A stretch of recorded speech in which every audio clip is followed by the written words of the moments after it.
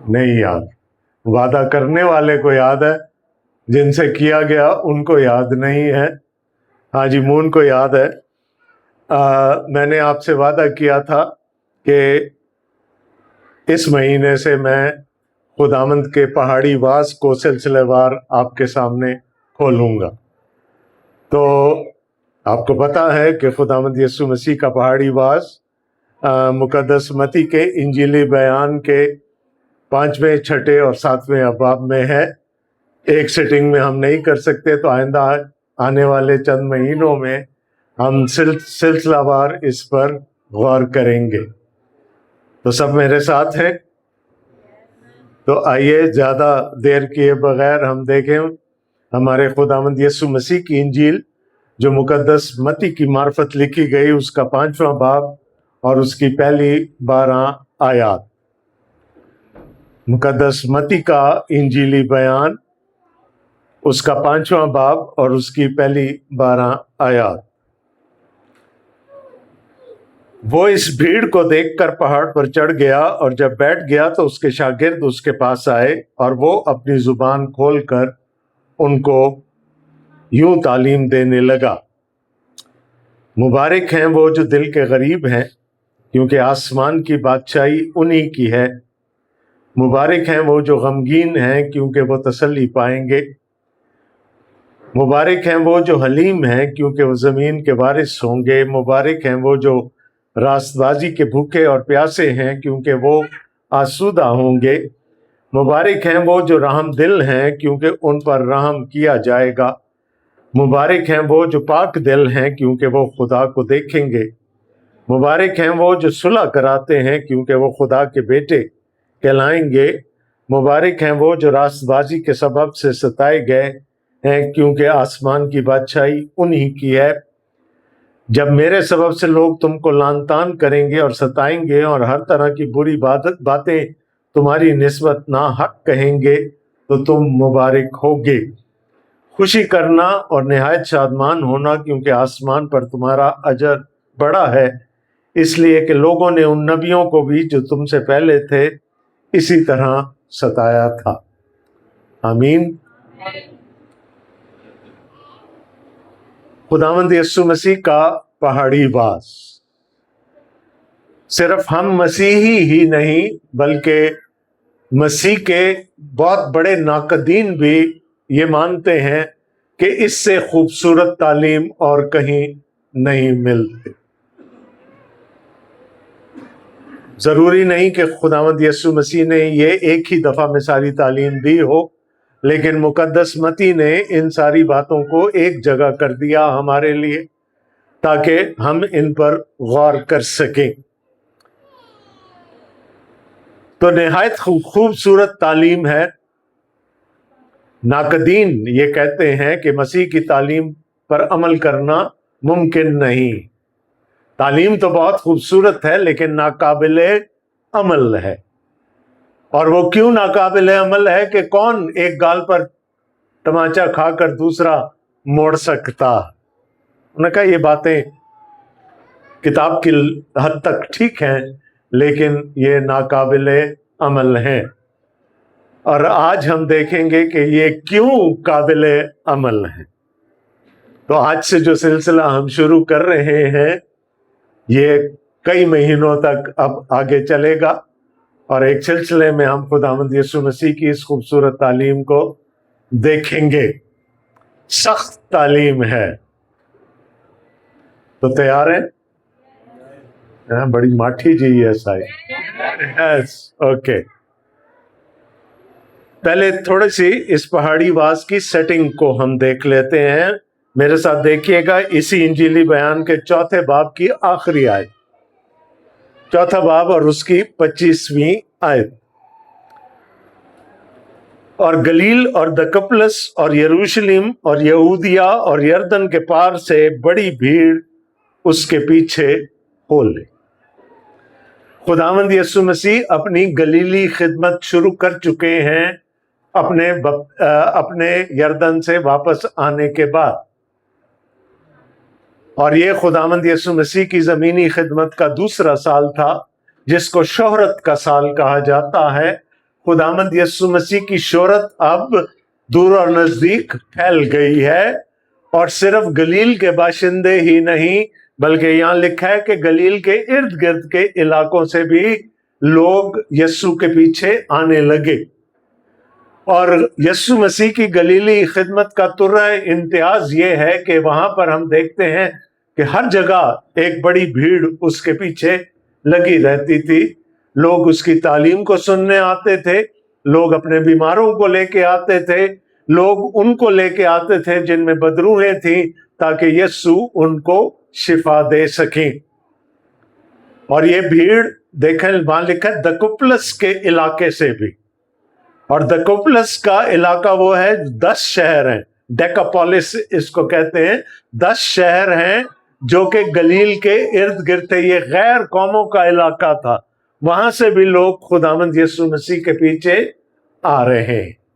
और मैंने कहा कि यीशु को आराम नहीं मिलता था, जगह जगह ये भीड़ खुदावंद यीशु मसीह के पीछे चलती रहती थी। जब हम 5वें बाब में आते हैं तो लिखा है वो इस भीड़ को देखकर पहाड़ पर चढ़ गया। भीड़ पीछे पीछे चल रही है, खुदावंद यीशु मसीह ने शिफा भी दी होगी, तालीम भी दी होगी। अब लगता है खुदावंद थोड़ा थक गए हैं, तो उन्होंने क्या किया, भीड़ से थोड़ा अलग होने के लिए वो इस भीड़ को देखकर पहाड़ पर चढ़ गया। अब जो लोग गलील के जोग्राफिये से वाकिफ हैं उनको पता है वहां कोई बहुत बड़े ऊंचे पहाड़ नहीं है, छोटी छोटी पहाड़ियां जरूर हैं। तो उनमें से किसी एक पहाड़ी पर खुदावंद यीशु मसीह चढ़ गए, और जब बैठ गया तो उसके शागिर्द उसके पास आए। भीड़ नीचे रह गई, खुदावंद यीशु मसीह ऊपर आकर बैठ गए एक जगह, और लिखा है उसके शागिर्द उसके पास आए। तो एक गलत फहमी मैं शुरू में दूर कर दूं, यह तालीम भीड़ के लिए नहीं थी, ठीक है। भीड़ पीछे है, कौन आया है यीशु के पास? शागिर्द आए, और लिखा है वो बैठ गया। भीड़ को बैठकर तालीम नहीं दी जा सकती। अब उसके शागिर्द उसके पास आए हैं। ये तालीम यीशु मसीह के शागिर्दों के लिए भी है, वो शागिर्द जो उस वक्त यीशु के पीछे आए थे, और वो लोग जो आज अपने आप को यीशु का शागिर्द कहते। दुनिया के लिए, भीड़ के लिए ये तालीम नाकाबिले अमल है। मैंने शुरू में आपको कहा कि एतराज ये किया जाता है कि ये तालीम नाकाबिले अमल है भीड़ के लिए, दुनिया के लिए, क्योंकि दुनिया के स्टैंडर्ड्स कुछ और है, दुनिया का मयार कुछ और है। ये तालीम यीशु के शागिर्दों के लिए है, और मैं कहूंगा ये चार्टर है, ये वो नस्बुल ऐन है जो खुदावंद यीशु मसीह ने अपने शागिर्दों को दिया। अगर आप यीशु के शागिर्द हैं, या कम से कम मुंह से कहते हैं कि हम उसके शागिर्द हैं, फिर ये तालीम नाकाबिले अमल नहीं। तो ये भीड़ के लिए नहीं थी, ये तालीम किसके लिए थी? शागिर्दों के लिए, उन शागिर्दों के लिए जिनको यीशु ने 3 और 4 बाब में बुलाया। और जब बुलाया तो वो अपना सारा कारोबार वगैरह समेट कर, सब कुछ खत्म करके यीशु के पीछे हो लिए। तो जो यीशु के पीछे हो लिया, ये तालीम उसके लिए। तो इसकी सेटिंग समझना जरूरी है। और फिर लिखा है, और वो अपनी जुबान खोलकर उनको यूं तालीम देने लगा। किनको? भीड़ को नहीं। ये तालीम भीड़ के लिए नहीं है, ये तालीम दुनिया के लिए नहीं है। दुनिया इसको नाकाबिले अमल समझेगी, लेकिन यीशु के शागिर्दों के लिए ये नाकाबिले अमल नहीं। वो बैठ गया। यहूदी रिवायत के मुताबिक जब रब्बी बैठता था और बैठकर तालीम देता था तो इसका मतलब है वो कोई खास बात बताने जा रहा। ठीक है, तो यीशु बैठ गया है, खास बात बताने जा रहा है। एक और बात आपको मैं बता दूं, इस तालीम को, या मैं इसको जनरलाइज कर देता हूं, नए ऐदनामे को आप पुराने ऐदनामे को जाने बगैर नहीं समझ सकते। यहां पर भी आप देखेंगे कि यीशु इशारे पुराने ऐदनामे की तरफ ही कर रहे हैं। तो अगर पुराना ऐदनामा नहीं आता तो फिर हमें नया ऐदनामा नहीं समझ आ सकता, फिर हमें यह तालीम समझ में नहीं आई। और खुदावंद यीशु मसीह ने इस सरमन ऑन द माउंट को, पहाड़ी वाज को 8 मुबारकबादियों से शुरू किया। 8 हैं, और जो बाइबल मेरे पास है वहां इसका टाइटल है हकीकी मुबारक हाली। ये वो रवैये हैं, अंग्रेजी में हम कहते हैं बीएटिट्यूड्स। मुबारकबादियों को बीएटिट्यूड्स कहा जाता है।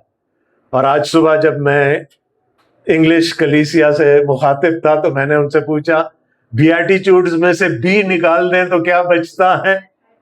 एटीट्यूड। ये वो एटीट्यूड है जो खुदावंद यीशु मसीह अपने शागिर्दों में देखना चाहते हैं। तो अगर आप शागिर्द हैं या मुंह से ही कहते हैं कि हम यीशु के पीछे चलने वाले हैं, तो फिर जान लें कि यीशु ये एटीट्यूड्स आपकी जिंदगी में, ये रवैये आपकी जिंदगी में देखना चाहता है। 8 मुबारकबादियां हैं यहां पर। थोड़ी सी कमर कस लें, आज का वास थोड़ा सा लंबा होगा। 8 मुबारकबादियां हैं, इनको हम 2 हिस्सों में तकसीम कर सकते हैं। पहली 4 मुबारकबादियों का ताल्लुक एक शागिर्द की अपनी जिंदगी से। पहली 4 मुबारकबादियां एक शागिर्द की अपनी जिंदगी से इलाका रखती हैं, और जो आखिरी 4 मुबारकबादियां हैं वो एक शागिर्द का दूसरे लोगों से क्या ताल्लुक है उसके मुतालिक। ठीक है जी, तो एक रफ डिवीजन है। 4 मुबारकबादियां शख्सी तौर पर शागिर्द की जिंदगी में होनी चाहिए, और 4 वो हैं जिनका ताल्लुक हमारे दूसरे लोगों के ताल्लुक के साथ है। ठीक है जी, अब शुरू होती हैं हर मुबारकबादी एक ही लफ्ज से, ब्लेस्ड। मुबारक है, मुबारक है। अच्छा, इससे पहले कि हम और आगे चलें, एक छोटा सा एक और बात समझने की गर्ज से आपके सामने रख दूं। हम जितने भी ईमानदार हैं, हम एक तजाद में रह रहे हैं। पिछला सरमन मेरा, अगर आपको याद हो, और मेरी बहन रीटा को तो बहुत याद होगा, मैंने कहा था कि हम खुदा की बादशाही में आ चुके हैं। यूहन्ना ने अपनी खिदमत का आगाज किया तो उसने कहा तौबा करो क्योंकि खुदा की बादशाही नजदीक है। यीशु ने अपनी खिदमत का आगाज किया तो कहा तौबा करो क्योंकि खुदा की बादशाही आ गई है। क्यों आ गई है? क्योंकि बादशाह आ गया। बादशाह आ गया है तो बादशाही आ गई है, और मैं और आप अगर ईमान रखते हैं तो हम उस बादशाही के फर्जंद हैं। ठीक है, आज, कभी फ्यूचर में नहीं होंगे, आज है। लेकिन प्रॉब्लम क्या है कि वो बादशाही अभी पूरी तरह से नहीं आई। وہ بادشاہی پوری طرح سے کب آئے گی؟ جب خداوند یسوع مسیح کی دوسری آمد ہوگی. ٹھیک ہے جی، میرے ساتھ ہے؟ ٹھیک ہے. تو ہم ایک بڑی کشمکش کی حالت میں ہیں. ہم ہیں تو خدا کی بادشاہی کے فرزند، لیکن رہ رہے ہیں اس گناہ آلودہ دنیا میں، ہے نا؟ تو یہ ایک تضاد ہے. دس از اے پیراڈاکس. ہم ہیں خدا کی بادشاہی میں، لیکن رہ کر رہے ہیں ایک گناہ آلودہ دنیا میں. تو ہمارے آج، ناؤ، ابھی، اور ناٹ ناؤ، یہ ناٹ یٹ، جو ابھی نہیں ہے، اس کے درمیان ابھی ایک فاصلہ. تو ایک کشمکش ہے ہماری زندگیوں میں. رہنا خدا کی بادشاہی کے فرزند بن کے ہے، اور رہنا اس گناہ آلودہ دنیا میں. تو this is a paradox that we have to carry in our lives. ٹھیک ہے جی. اب ایک اور پیراڈاکس یہاں پر نظر آ رہا ہے، ایک اور تضاد یہاں پر نظر آ رہا ہے. یسوع کہہ رہے ہیں مبارک ہیں. ٹھیک ہے. اب جو یونانی کا لفظ ہے یہاں پر وہ ہے مکاریوس. مبارک ہے کے لیے یونانی کا جو لفظ ہے وہ ہے مکاریوس، اور مکاریوس کا مطلب ہے خوش ہیں، خوش، برکت والے ہیں، نا، شادمان ہیں. اور جب ہم دوسری مبارکبادی پڑھتے ہیں تو یہاں ایک اور تضاد نظر آ جاتا ہے. کیا ہے؟ خوش ہیں وہ جو غمگین ہیں.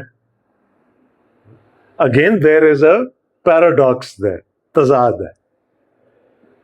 تو اس دنیا میں رہتے ہوئے ہم بہت سارے تضادات کا شکار ہیں، اور اس تضاد میں سے ہی ہمیں یہ پروف کرنا ہے کہ ہم خداوند یسوع مسیح کے شاگرد ہیں. اور یسوع یہ بتانا چاہ رہے ہیں کہ میرا، اگر مجھے کوئی بھی یہ کہتا ہے کہ میں یسوع کا شاگرد ہوں، تو اس میں مجھے 8 خوبیاں چاہیے. ٹھیک ہے. اور ان خوبیوں کو اب ہم دیکھیں گے. جان سٹارٹ اس کو کہتے ہیں کرسچن کاؤنٹر کلچر، یعنی یہ دنیا کے کلچر سے ایک اجنبی کلچر ہے. یہ دوسرے قسم کا کوئی ایک کلچر ہے. جب موسیٰ بنی اسرائیل کو ملک مصر سے نکال کر لے آیا تو خدا نے کہا نہ تم ان کے سے کام کرنا جن میں سے میں تمہیں نکال کے لایا ہوں، اور نہ تم ان کے سے کام کرنا جن میں تمہیں لے کے جا رہا. God wants his people to be different. Jesus wants his disciples to be different. تو ڈسائپل بھی ڈی سے شروع ہوتا ہے، ڈفرنٹ بھی ڈی سے شروع ہوتا. ہمیں علیحدہ رہنا. Christian counter culture. ٹھیک ہے. تو اب اس بیک گراؤنڈ کے ساتھ تھوڑا سا ہم ان مبارکبادیوں کو سمجھنے کی کوشش کریں گے. تعارف میں ہی 20 منٹ نکل گئے.